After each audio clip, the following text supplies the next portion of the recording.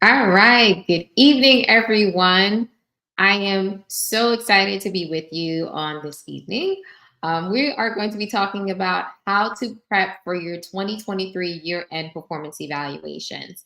So, if you are hopping in the chat, I know I'm on a couple different platforms, but if you're hopping in the chat, definitely go ahead and let me know where you're watching in from and if this is your first time. And if you are catching the replay, let me know that as well. You can just type replay in the chat, and I'll go ahead and respond to that. For those of you who this is your first time, let me introduce myself. My name is Melissa Fleury, and I am a career and leadership coach with the Branded Career. And our focus here at the Branded Career is simply just to help you land your first six-figure job. So, six-figure jobs are definitely a huge milestone, something that I've been talking about a lot because I know the power of increasing your salary and your earning potential and how financially that sets you like so many steps ahead as far as like your family, your financial goals, and your future. So, performance evaluations, I think, are an overlooked strategy when it comes to landing your first six-figure job. I know for me, my year end performance evaluation definitely helped me cross the six-figure mark, as well as many of my clients. And so I think a lot of people don't take performance evaluations as serious as they should. And hopefully, after watching this live, you'll have enough prep tools in your toolbox in order to have a really successful conversation.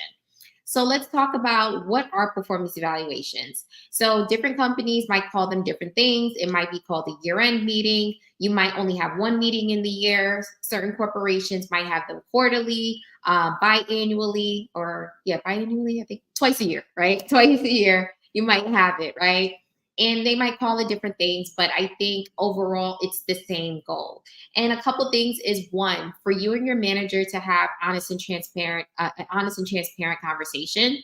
It's also a place where you can finally get feedback on what it is that you're doing and like just the status of your overall performance.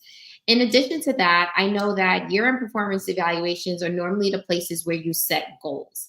And early in my career, I felt like a lot of those goals used to be just really arbitrary, like continue to learn and build relationships. But if you are in a really good company that really promotes having really fruitful conversations during your performance evaluations, then this is the time where you set actionable, like tangible goals that can be measured and used in your conversations when it comes to landing that six-figure role and promotion that you want in your company. And so that's the goal of the performance evaluations. But in honesty, when it comes to like just us being the employee, I know many of us, the performance evaluation is the place where we get our bonuses. We understand if we're getting any salary increases. And then we also understand, learn if we're going to get promoted and get that title change, right? Like that is really what we come to the performance evaluations with on our mind. But there's a caveat to this when it comes to your performance evaluations and knowing whether or not you got your promotion or your salary, it's important to know that those decisions are already made prior to that conversation. And so that's why I tell my clients that it is so important for you to have ongoing conversations throughout the year, right? Like your performance evaluation should not be the first time that you're getting feedback, the first time that you're learning about your goals, the first time that you're getting any type of advice when it comes to your overall performance, right? Because by the time you get to the year end, everything's already locked in.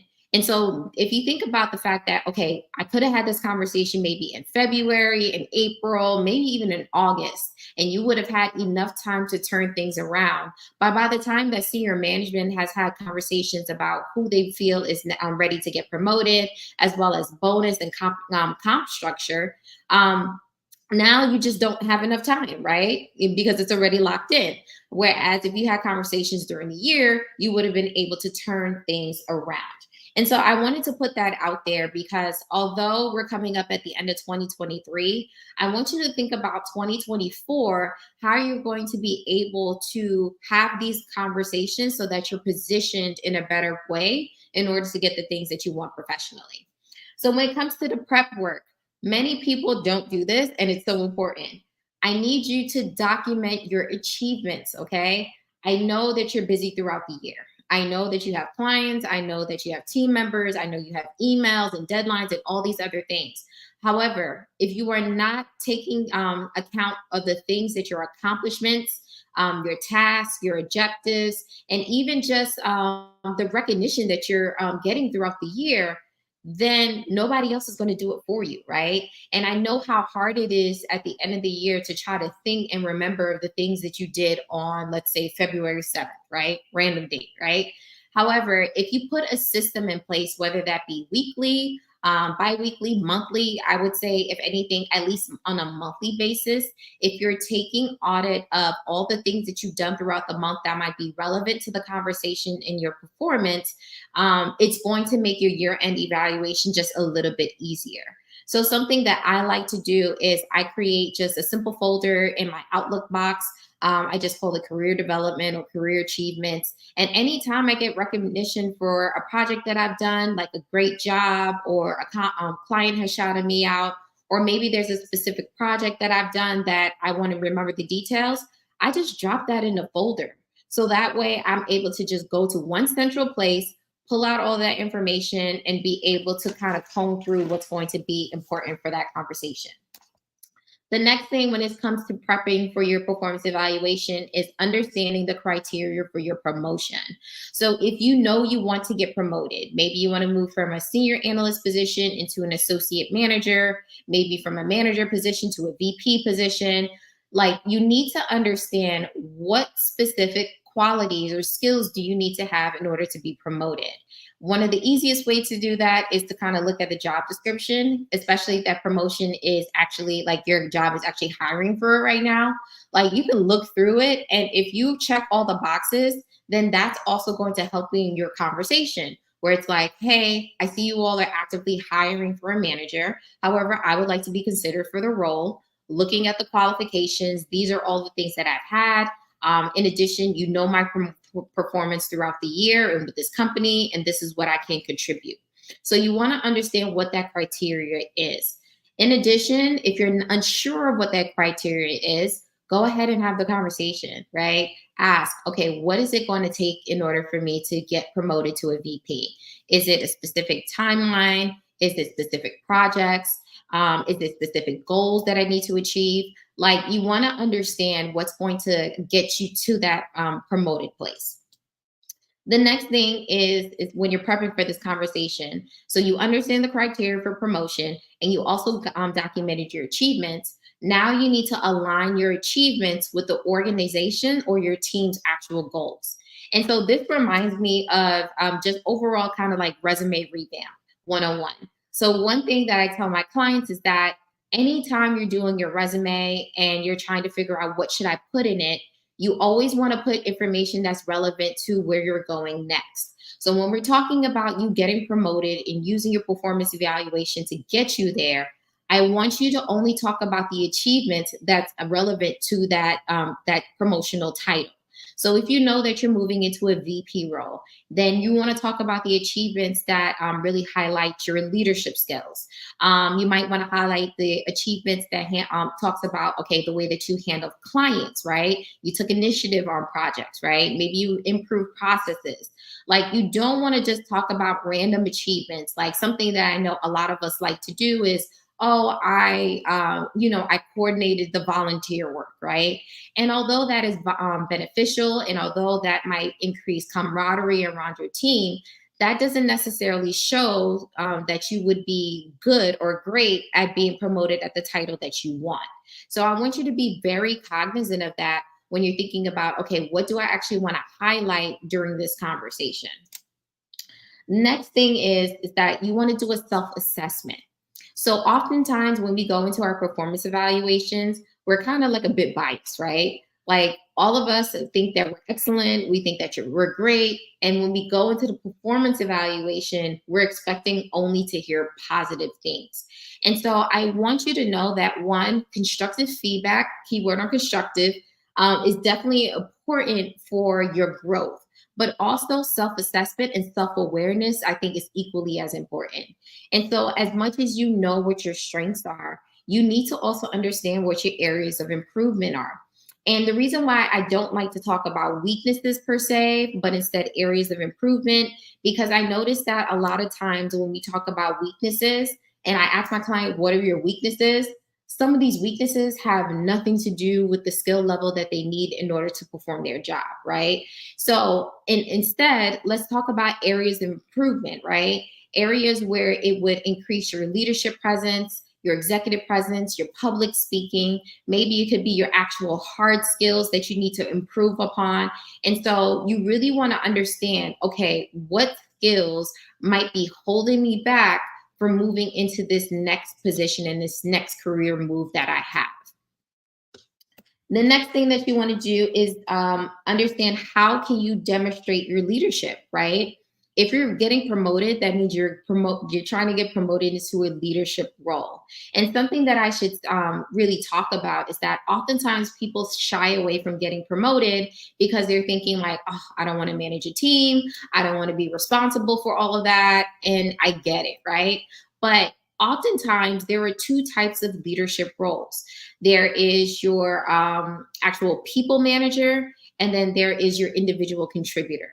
So your people manager are your traditional managers that have a team. They manage their productivity. They manage just overall just team performance output, right? But then you have your individual contributor that is solely responsible for themselves as well as their projects. And so just because you're an individual contributor doesn't mean you can't showcase your leadership. So when it comes to being an individual contributor, oftentimes you're dealing with cross-functional members. So like for me, I'm an asset manager, but I'm also dealing with legal, I'm dealing with treasury, I'm dealing with construction, and all of that involves a lot of leadership, right? And so as an individual contributor, it is something, there is a lot of self-management there. And so you need to be able to display, okay, how can I need to be able to display the type of leader that I am.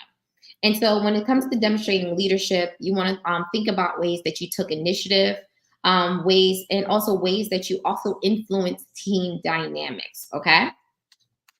And so we're still in the prepping stage, right? And this is what I mean that sometimes people just kind of jump into the performance valuation, just let it happen the way that it happens, and kind of upset at the outcome. And so I want you all to be extremely prepared so that you can get the best outcome that you want. Next up in the preparation is understanding salary, right? I do not want you to get promoted where you get, another title, but your salary doesn't increase, right? I want you to get your money. And the only way that you can get your money is that you need to be knowledgeable about it, right? So here are a couple sites that I want you to use after you get off this live. So the first one is, actually, I'm just going to list them off, right? Salary.com, salaryexpert.com, payscale.com, and payscale and salary.com are probably my favorites. Actually, no, they are my favorites, specifically payscale.com. Next up is the Bureau of Labor Statistics. This is a government website. And then these last two, I will say, use as a starting point, but not necessarily the place where you get your definitive answers. And that's going to be Glassdoor and ZipRecruiter. And so I think Glassdoor and ZipRecruiters are good places to start to get like the salary ranges per se. But Payscale and salary.com, I would say, will probably be the most spot on, if that makes sense. Okay. And so after you've done all of this prep work, the last thing that I want you to do is make sure that you have a written proposal or a written guideline of all your achievements and the and basically a short place where a list of a place where you're able to just brag on yourself, right? And I have an acronym for brag. And so when it comes to your written proposal for your performance evaluations, talking about your promotion, the first thing, the B in brag, is that you want to have a brief intro. So introducing who you are, some of your education, the time that you've been at the company, and your overall function in your team. The R in brag is going to stand for results. So this is where we talk about some of your documented achievements, the initiatives, your objectives, and the tasks that you've accomplished throughout the year. The A in brag is going to be talking about specific awards and achievements. So these are the things that you've been recognized for. So you want to pull up those emails where someone said, good job, pull up any of the awards that you've had. Maybe you've been an employee spotlight or highlight of the month. You want to put that in there. And then lastly, what's important about the promotion conversation is the G, right? The G in brag, which stands for goals. So the way that you make a promotion or the conversation of promotion beneficial to an employer is really aligning your goals with the goals of the organization. So if the organization is saying, okay, moving into 2024, we're going to be way more lean, and that means that we need to have tighter processes, right? And so here you are in your goals, thinking about your team dynamics and saying, hey, here are the ways that we can tighten up the processes that will add to the overall achievement of the company's goals. And so thinking about, okay, how is me getting promoted going to be beneficial for the company? And when you think about it in that way, that's what's going to help sell you getting promoted as well as getting the salary that you want.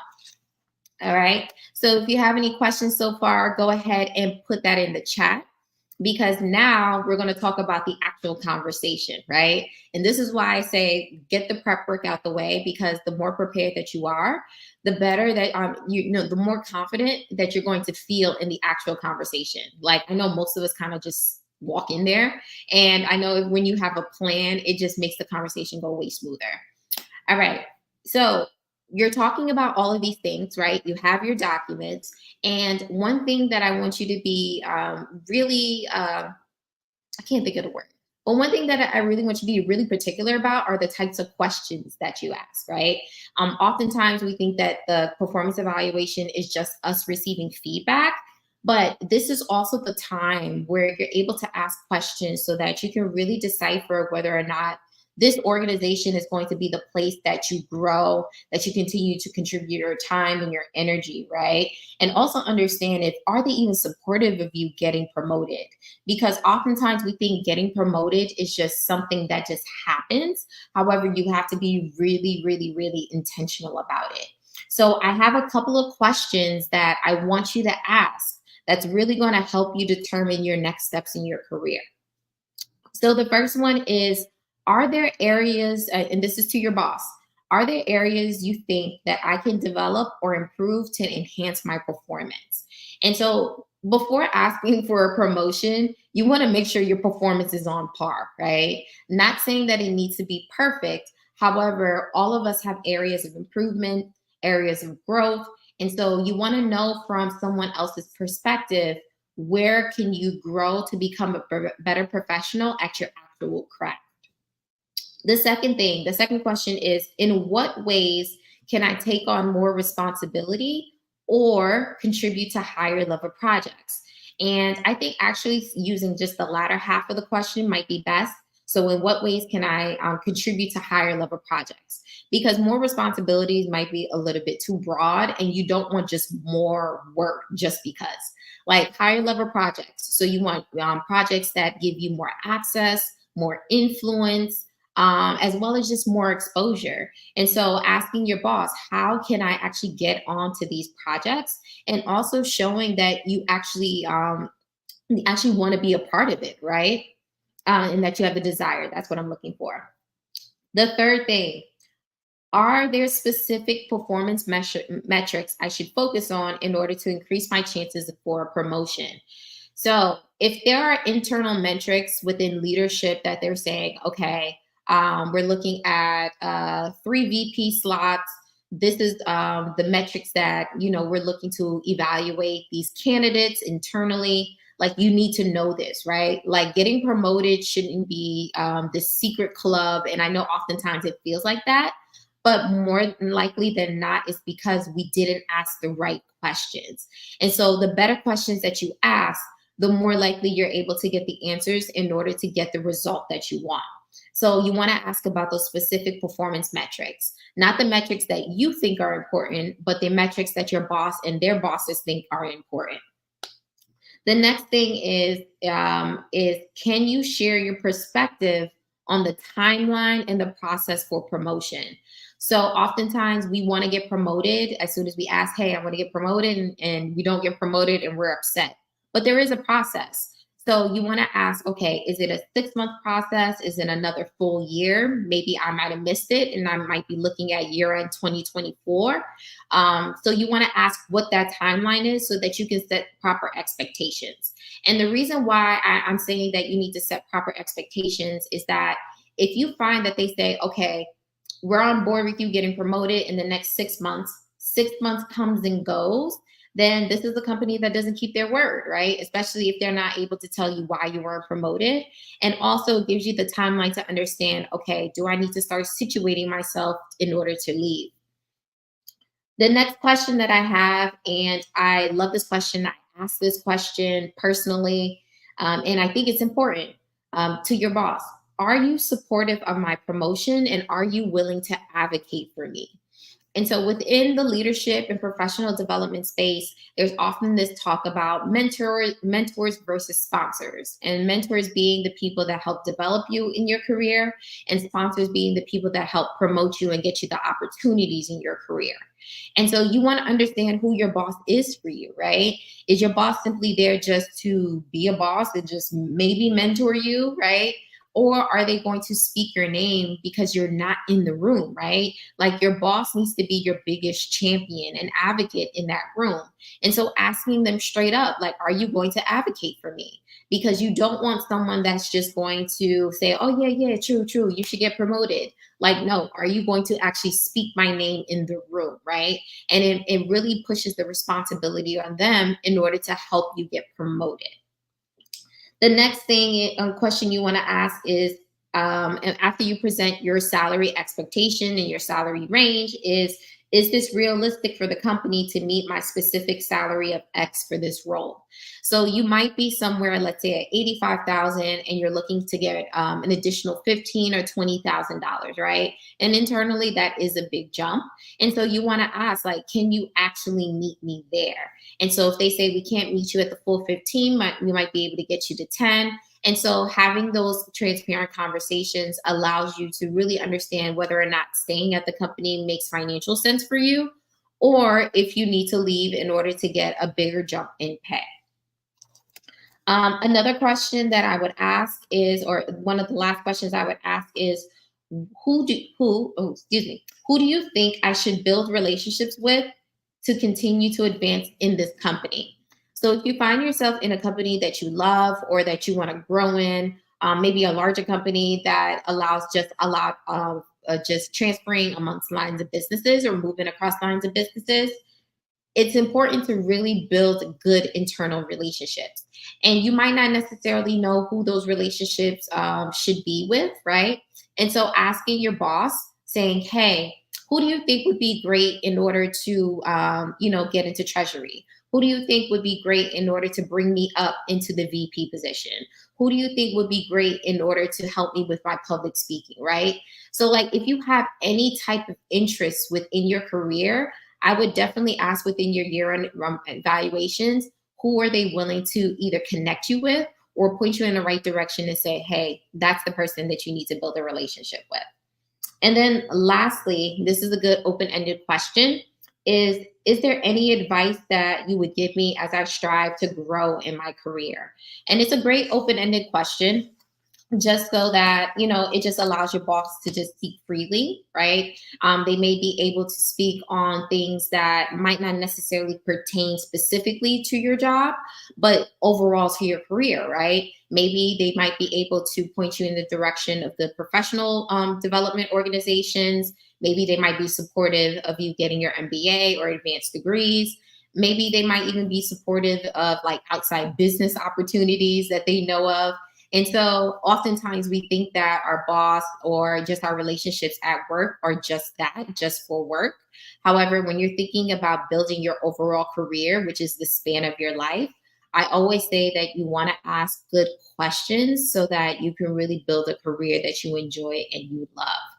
And so that's all I have for you tonight, talking about year-end performance evaluations. I know we're at the end of November, so some of us are having our conversations in December, maybe even going into January and February. So if you haven't had your performance evaluations, go ahead and rewatch this.